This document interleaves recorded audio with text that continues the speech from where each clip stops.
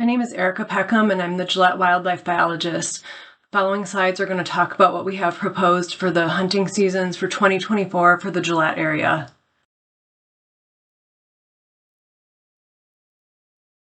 A few basic things just about the season setting process in general. We've used various data to come up with these seasons. It's gone through regional review and department review, and now we're at the public input portion of this process. So these public meetings are starting across the state on March 18th. Thereafter, the regions will look at comments and adjust and make necessary changes, at which point it will then go to the commission. They will be meeting April 16th and 17th in Riverton and making the final decision on these proposed seasons. These big game herds are managed by objective. There are a few different types of objectives that we have. Some are based on a population estimate with a population objective or a number that we're striving to have on the landscape. Another option has been landowner-hunter satisfaction, and some herds have trend counts as an objective. Generally speaking, if they're below objective, we will propose a more conservative season, above a more liberal, and at just kind of maintaining status quo. There is some wiggle room with this. We're trying to manage within 20% of that objective. And then there are other factors besides our population estimate or the trend count, so we consider public input as well in this management. Every 5 years, we review these objectives for each of the big game herds. Currently, the Rochelle Hills elk herd is in the process of being revised, and this objective was last reviewed in 2022, so it's not been 5 years yet, but a decision was made that a satisfaction objective would no longer be an option. Previous to this, we had been using a satisfaction objective and striving for 60% hunter satisfaction based on our harvest surveys and 60% landowner satisfaction. We roughly estimate that there are 1,500 elk within this herd unit. But because this has been a satisfaction herd, we haven't flown it every year. So as we go forward with this and get more data, it's possible that there are more or less elk out there.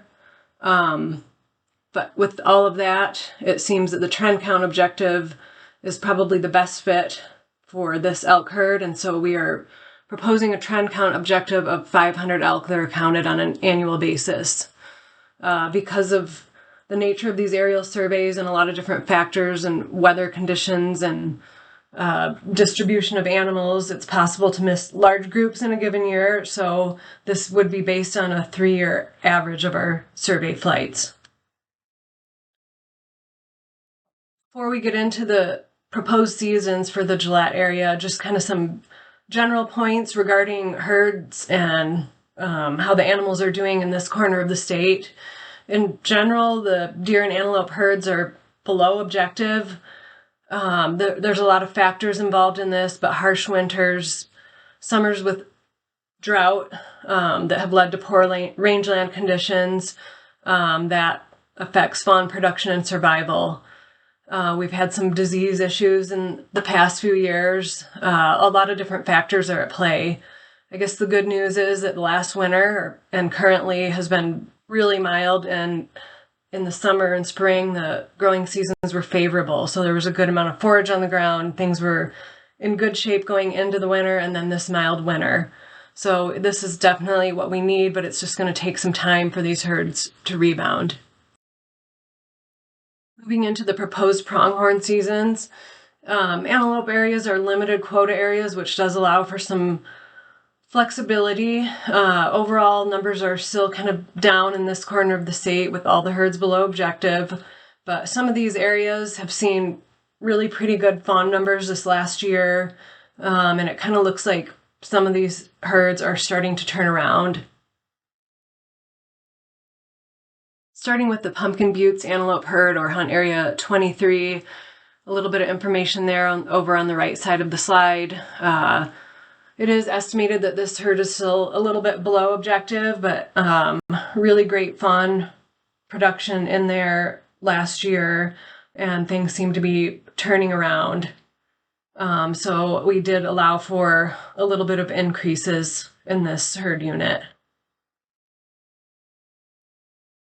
So in the far northeast corner of the state, we have the North Black Hills herd unit, which is areas 1, 2, 3, 18, and 19.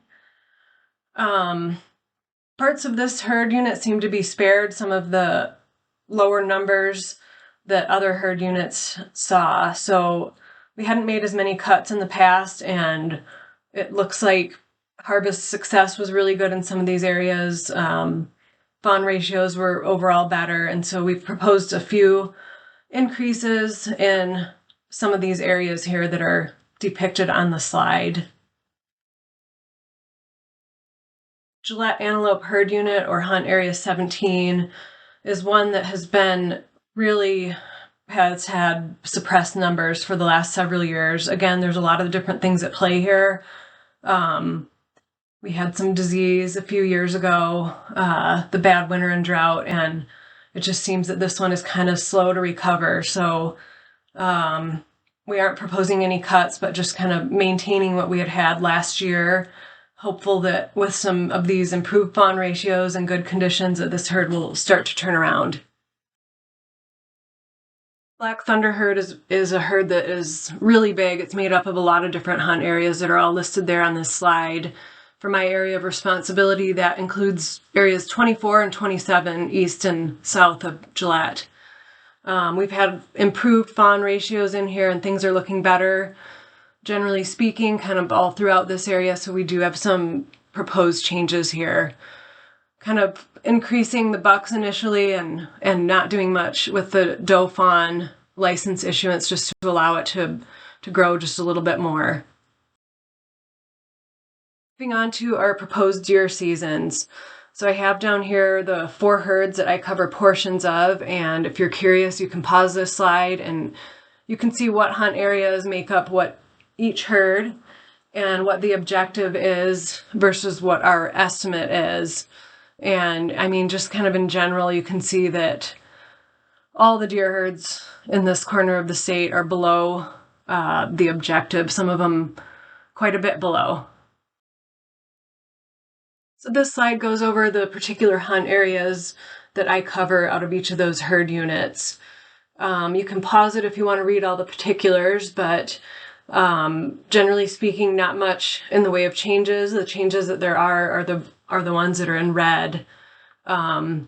So that hunt areas 1, 2, and 3 is part of the Black Hills herd unit, and that herd has seen kind of historic low numbers, and so we had a very conservative season last year.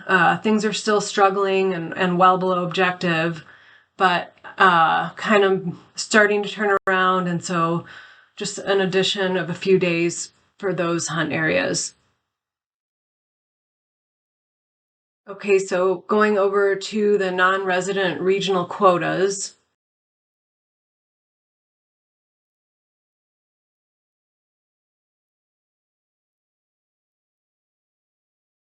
For Region A, we have proposed no changes, the same 2,000 licenses that were available last year.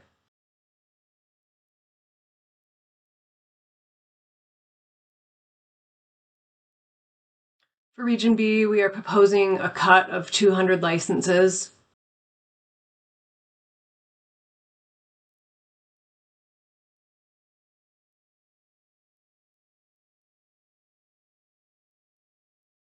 For Region C, we're proposing the same 2,000 as last year.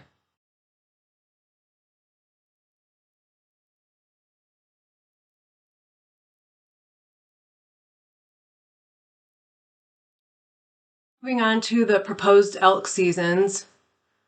Elk are thriving in this part of the state, and they are expanding and continuing to expand further out into the general areas. In elk herds that are over objective, new objective and strategies are being implemented to encourage harvestability. So fortification elk area, or elk area 2, this is the 3rd year that this herd has been managed under a general season structure.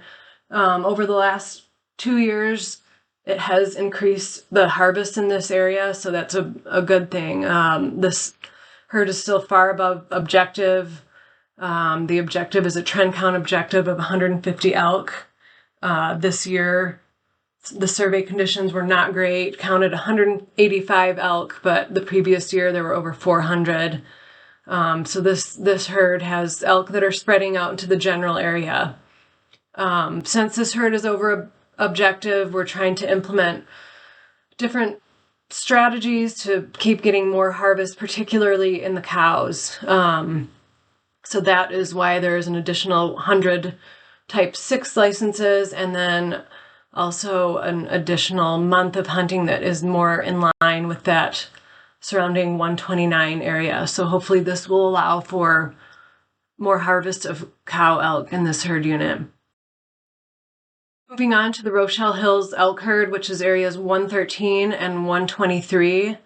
Kind of been thinking about this herd. 113 is the portion of the herd unit that is south and east of Wright. And so this has really a fair amount of public lands with the Forest Service grasslands in there. 123 is kind of the opposite, where it's predominantly private access with just kind of one little piece of public land on the southern boundary. And this is the elk herd where we had a satisfaction objective, and is being proposed to be switched to a trend count objective. So these are the proposed seasons for these areas. You can pause it and kind of review the particulars. Couple things worth noting. So because the elk here have been expanding and growing greatly over the last 10 or 15 years, we are proposing to implement a type 8 license, which is going to be a cow or calf. These are valid only on private land.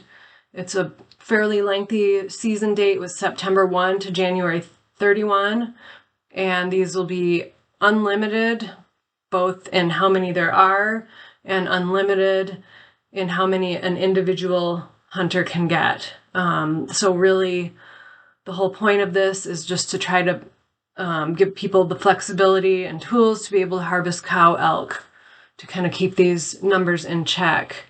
The other thing with this 123 general, any elk valid in the Raven Creek drainage, this is not a change from years past. It was just previously written under a different hunt area, but it kind of makes more sense to have it written here, but it's no change as far as what it means on the ground. So for hunt area 123, which again is that predominantly private access portion of the Rochelle Hills, it's being considered for a general season in 2025. We realize that this is a large change, and so we are just proposing it, putting it out there at this time for comment to get input. This would be kind of a long process, and in a year it would be brought out for public comment again in the season setting process. Kind of some things about this area: predominantly private land, just a small portion of public land. A general season would allow for maximum flexibility for harvest. It would allow for people that did want to try the bit of public land, that they could try that area without it being in a draw. Just in general, this hunt area, the elk have grown considerably over the last 10 years, and so we're really just looking at different strategies that would allow for maximum harvest. Moving on to our upland game bird season proposals.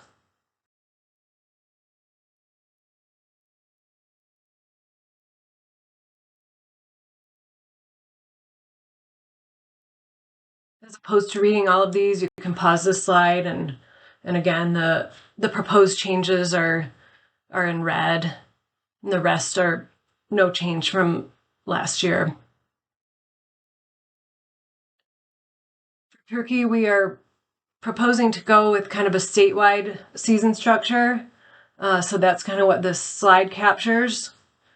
Kind of getting rid of all of these areas and making it consistent across the state. Again, this is what is proposed for the spring turkey for 2025, kind of that statewide management as opposed to different areas.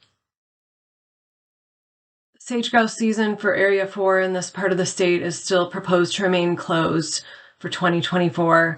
I did want to provide just a little bit of information for people that hunt in areas where sage grouse season is open, that this year we are transitioning to requiring a permit for folks that are hunting sage grouse.